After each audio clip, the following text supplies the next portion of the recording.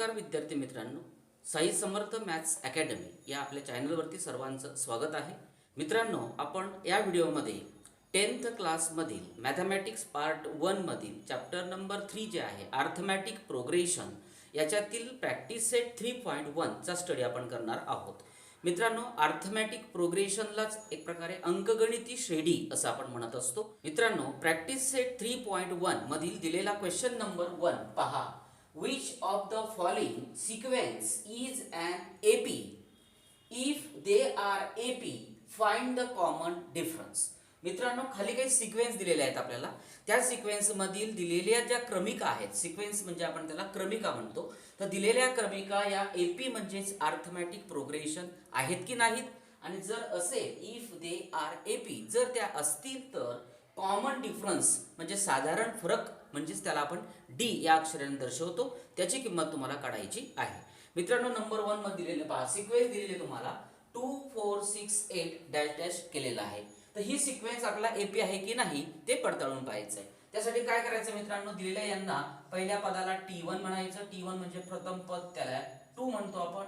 T2 means 4, T3 that is a 6, T4 that is अ 8. अशा प्रकारे जितके दिलेले पद असतील, टर्म्स असतील, त्यांना क्रमाने T1 T2 T3 T4 असं म्हणून घ्यायचं. त्यानंतर प्रत्येक जोडीतील जो फरक आहे तो पाहायचा. त्यासाठी T2 मधून T1 मायनस करायचा, पुढच्यातून आधीचा मायनस करायचा. पहा, T2 minus T1, T2 minus T1. T2 ची व्हॅल्यू मित्रांनो 4 मायनस T1 ची व्हॅल्यू आहे 2. 4 मधून 2 जर मायनस केला आपण तर त्याचं उत्तर येतं 2. आता ही जोडी घेतली मित्रांनो. आता पुढची जोडी घ्या. T3 मधून T2 मायनस करा. T3 minus T2.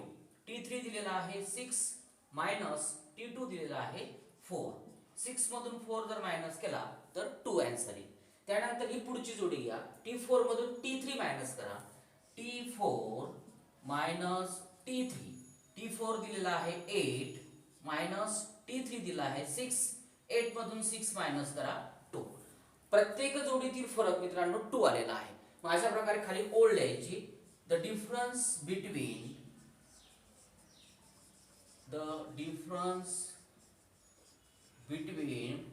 any two consecutive term is a constant. अशा प्रकारे मित्रांनो दिलेल्या पदांमधील फरक जो आहे तो स्थिर आहे, कॉन्स्टंट आहे. म्हणून खाली लिहायचं मित्रांनो, द गिवन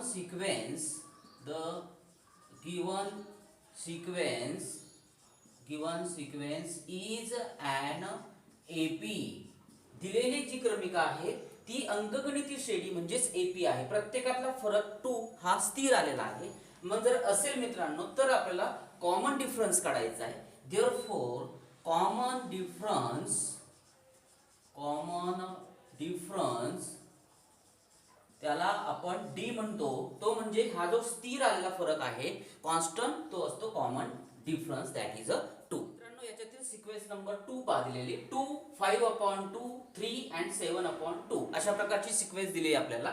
ती एपी आहे की नाही ते ठरवायचं आहे. काय करायचं मित्रांनो, T1 पहिल्या पदाला म्हणायचं T1, दुसऱ्या पदाला म्हणायचं T2 that is a 5/2. T3 तिसरं पद that is a 3. T4 that is 7/2. अशा प्रकारे प्रत्येक पदाला T1 to T4 मानून घ्यायचं. त्यानंतर प्रत्येक जोडी पहा मित्रांनो. ही जोडी घेताना पहा, T2 मधून T1 मायनस करायचा. T2 minus T1. T2 दिलेला आहे 5/2 मायनस T1 दिलेला आहे 2. ओके, याचा छेद 1 असतो. क्रॉस मल्टिप्लिकेशन करा. 5 1 जा 5 मायनस 2 2 जा 4 अपॉन छेदाचा 2 1 जा 2.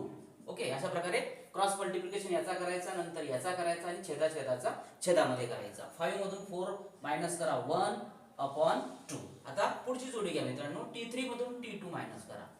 T3 minus T2. T3 दिलेला आहे 3 मायनस T2. T2 आहे 5/2. ओके, 3 च्या खाली 1 असतो. मित्रांनो, क्रॉस मल्टिप्लिकेशन पहा. 3 2 जा 6 मायनस 1 5 जा 5 अपॉन 1 2 जा 2. ओके, 6 मधून 5 मायनस करा 1 अपॉन 2 तसाच्या तसा लिहायचा. त्यानंतर पुढची जोडी घ्या मित्रांनो, T4 मधून T3 मायनस करा. T4 minus T3. T4 आहे 7 अपॉन 2. 7 अपॉन 2 मायनस T3 आहे 3. ओके, याच्या खाली छेदात 1 असतो. क्रॉस मल्टिप्लिकेशन 7 1 जा 7 मायनस 2 3 जा 6 अपॉन 2 1 जा 2. ओके, क्रॉस मल्टिप्लिकेशन केल्यानंतर 7 minus 6 that is 1 upon 2. Okay, त्यानंतर प्रत्येक जोडी घेतली मित्रांनो आपण, प्रत्येकाचा आन्सर 1/2 आलेला आहे. मग खाली लिहायचं the difference between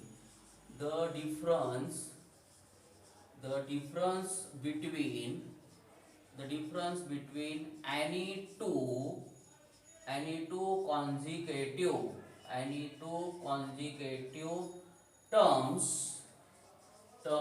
is a constant. Any two consecutive term is a constant. प्रत्येक जोडीतील फरक हा स्थिर आलेला आहे. म्हणून खाली लिहित आहे मित्रांनो, the given sequence is an AP. दिलेली जी क्रमिका आहे ती AP म्हणजे अर्थमॅटिक प्रोग्रेशन आहे की ज्याच्यातील फरक हा प्रत्येकातला समान स्थिर कॉन्स्टंट आलेला आहे. आणि जर असेल तर मग कॉमन डिफरन्स काढायचा. देअरफॉर कॉमन डिफरन्स त्याला आपण D म्हणतो मित्रांनो. तो म्हणजे हा जो कॉमन आलेला असतो सर्वांमध्ये सारखा, तो म्हणजे 1/2. याच्यातील नंबर 3 ची सिक्वेन्स पहा. -10, -6, -2 आणि +2 दिलेला आहे. मित्रांनो आता याच्यात प्रत्येकाला T1 T2 मानून घ्यायचं. पहिलं जे पद दिलंय मित्रांनो T1 that is a -10. T2 म्हणजे दुसरं पद दिलंय -6. T3 तिसरं पद दिलंय मित्रांनो -2 आणि T4 चौथं पद दिलेलं आहे 2. अशा प्रकारे मानल्यानंतर प्रत्येक जोडीतला फरक शोधायचा मित्रांनो. T2 मायनस T1 पाहता. T2 minus T1. T2 दिलेला आहे मित्रांनो -6 मायनस T1 ची व्हॅल्यू आहे -10. देअरफॉर -6 इथे निगेटिव्ह पॉझिटिव्ह 10 होईल मित्रांनो, लक्षात घ्या. इथे negative positive. -6 positive 10 opposite sign असेल मित्रांनो तर सबट्रॅक्शन करायची. 10 मधून 6 मायनस करा 4 येतात. ओके, त्याचं उत्तर 4. आणि उत्तराला मोठ्या संख्येचं चिन्ह द्यायचं. याच्यात 10 मोठा आहे त्याचं चिन्ह येईल तुमचं पॉझिटिव्ह, परंतु पॉझिटिव्ह चिन्ह लिहित नाही. आता पुढची जोडी घ्या मित्रांनो. T3 मधून T2 मायनस करा. T3 minus T2. T3 दिलेला आहे -2 मायनस साइन द्यायचं. T2 दिलेला आहे -6. देअरफॉर -2 निगेटिव्ह पॉझिटिव्ह आणि 6. ओके, अपोजिट साइन असेल सबट्रॅक्शन. 6 मधून 2 मायनस करा 4 आणि मोठ्या संख्येचं परत पॉझिटिव्ह चिन्ह येईल. आता पुढची जोडी घ्या मित्रांनो ही. T4 मधून T3 मायनस करा. T4 minus T3. T4 आहे 2 मायनस T3 आहे -2. T4 ची आणि T3 ची व्हॅल्यू टाकली मित्रांनो मी. दोघांच्या मध्ये निगेटिव्ह साइन. आता इथे निगेटिव्ह पॉझिटिव्ह होईल. 2 आणि इथे positive 2. Negative positive. 2 + 2 that is 4. अशा प्रकारे प्रत्येकाचं उत्तर, प्रत्येक जोडीतली जो फरक पाहिला आपण मित्रांनो तो 4 आलेला आहे. म्हणजे एकच संख्या आलेली आहे. खाली लिहायचं therefore the difference between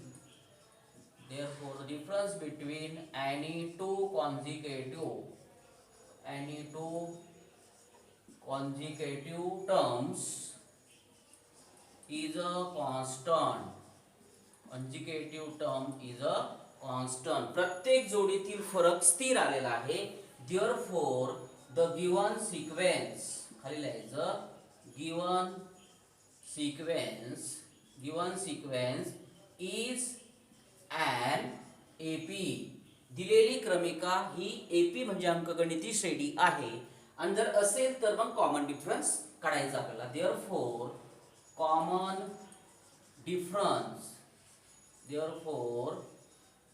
difference that is a D. D म्हणजे ही सारखीची संख्या आलेली असते त्याला common difference D that is a 4. याच्यातील नंबर 4 ची सिक्वेन्स पहा. 0.3 0.33 0.333 अशा प्रकारे दिलेली आहे. त्याला T1 म्हणायचं. पहिल्या याला म्हणायचं T1 दिलेला आहे 0.3. T2 म्हणजे दुसरं पद दिलंय मित्रांनो 0.33, नंतरचं तिसरं पद T3 दिलेलं आहे 0.333. अशा प्रकारे 3 पद दिलेले आहेत T1 T2 T3 मांडल्यानंतर पहिली जोडी घेतली आपण T2 मधून T1 मायनस करायचा. T2 minus T1. T2 दिलेला आहे मित्रांनो 0.33 मायनस T1 दिलेला आहे 0.3. ओके, यांची सबट्रॅक्शन करायची आपल्याला. सबट्रॅक्शन कशी करायची पहा, 0.33 मधून 0.3 मायनस करायचं आहे. ओके, याच्यातून हे मायनस करायचं आहे. उभी मांडणी पहा, याची सबट्रॅक्शन करतो आपण. इथे 0 घेऊन टाकायचा. 3 मधून 0 गेला 3 मधून 3 गेला 0, पॉईंटच्या खाली पॉईंट द्यायचा. 0 मधून 0 गेला 0 पॉईंट. त्याचा आन्सर आलेला आहे मित्रांनो 0.03. ओके, अशा प्रकारे ही पहिली जोडी घेतली आपण. आता ही दुसरी जोडी घ्या. T3 मधून T2 मायनस करा. T3 minus T2. T3 आहे मित्रांनो 0.333 मायनस T2 ची व्हॅल्यू आहे 0.33. आता याची सबट्रॅक्शन कशी करायची पहा मित्रांनो. आता यांची जर तुम्ही उभी मांडणी केली तर अशा प्रकारे तुम्ही लिहू शकता. याच्यामध्ये इथे 0 घेऊन घ्यायचा. 3 मधून 0 गेला 3 मधून 3 0, 3 मधून 3 गेला 0, पॉईंटच्या खाली पॉईंट द्यायचा मित्रांनो, आणि 0 मधून 0 गेला 0. अशा प्रकारे याचा आन्सर आलेला आहे 0.003. अशा प्रकारे आपल्याला फरक हा 0.03 आलेला आहे मित्रांनो, आणि हा 0.003. पॉईंट नंतर एक 0, इथे पॉईंट नंतर 2 0 आहेत. ह्या दोघं संख्या सारख्या नाहीत, लक्षात घ्या. देअरफॉर खाली लिहायचं the difference between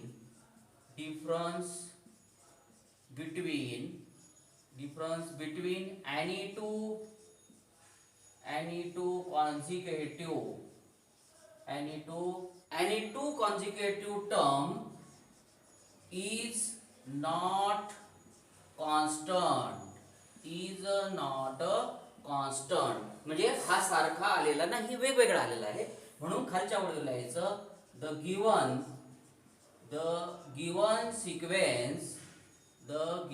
sequence is not an AP. दिलेली क्रमिका ही अंकगणिती श्रेणी नाही. आणि मित्रांनो, अंकगणिती जर श्रेणी नसेल तर कॉमन डिफरन्स आपल्याला काढता येत नाही. याच्यातील नंबर 5 ची सिक्वेन्स पहा.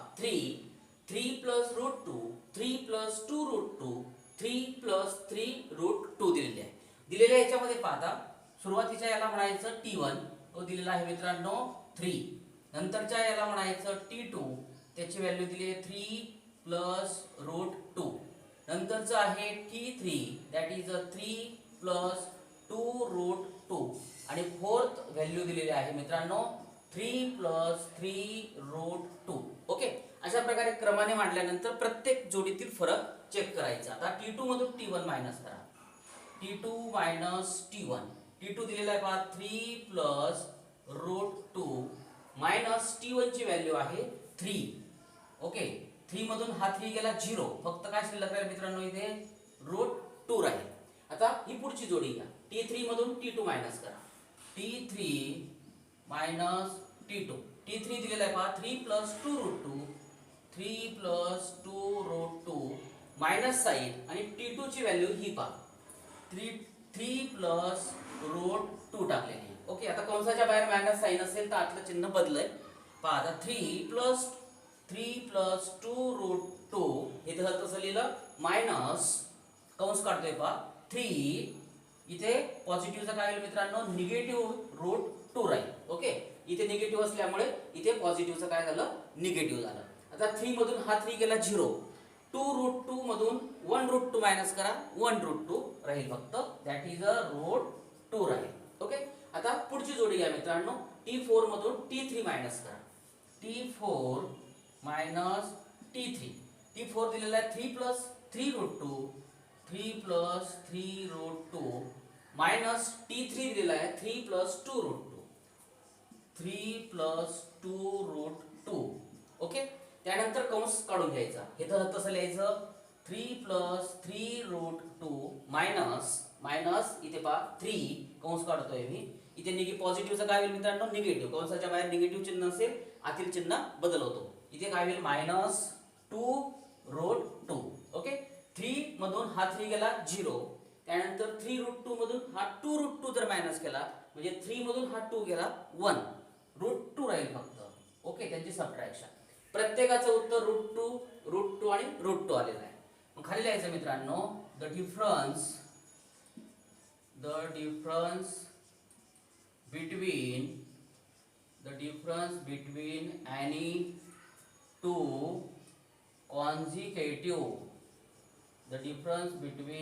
two consecutive term is a constant.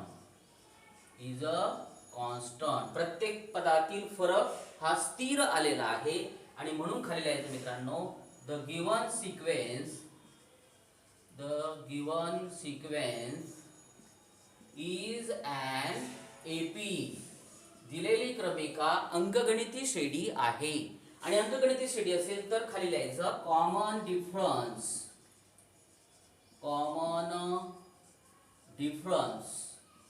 त्याला डी म्हणतो आपण. डी ची व्हॅल्यू म्हणजे हे जे उत्तर आलेले असतात आपले √2 हे कॉमन डिफरन्सची व्हॅल्यू आहे.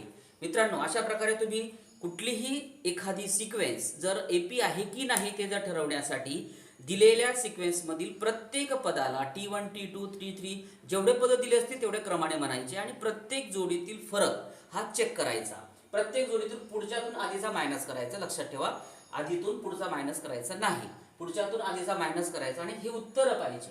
हे उत्तर जर सर्वांचे सारखे आले तर difference between any two consecutive term is a constant, म्हणजे स्थिर आले असं आपण त्याला म्हणू शकतो. आणि जर असे आले तर गिवन सिक्वेन्स दिलेली क्रमिका ही अंकगणिती श्रेणी आहे असं आपण म्हणतो. आणि अंकगणिती श्रेणी असेल तरच आपण कॉमन डिफरन्स काढू शकतो. अंकगणिती श्रेणी जर नसेल तर कॉमन डिफरन्स हा निघत नाही. अशा प्रकारे तुम्ही कोणतेही एक्झाम्पल अशा प्रकारे सोडवू शकतात. मित्रांनो, या प्रॅक्टिस सेटमधील क्वेश्चन नंबर जो 2 आहे हा मी पुढच्या व्हिडिओमध्ये घेणार आहे. मित्रांनो, व्हिडिओ आवडल्यास लाईक करा, शेअर करा, चॅनलला सबस्क्राईब करा. थँक्यू मित्रांनो.